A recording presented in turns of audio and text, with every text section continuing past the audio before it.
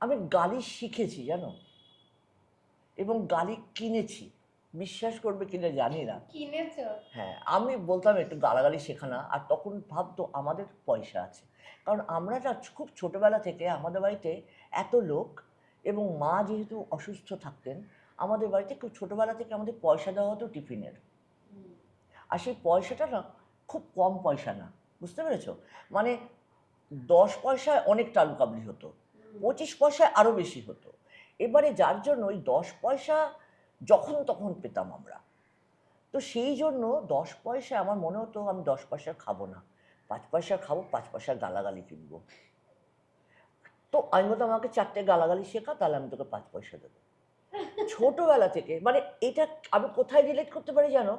এই হিজড়ারা যখন তালি দেন, আমার মনে হয় তালিটা একটা অস্ত্র। আমি ওই ছোটবেলায় শিখেছিলাম গালাগালিটা একটা অস্ত্র।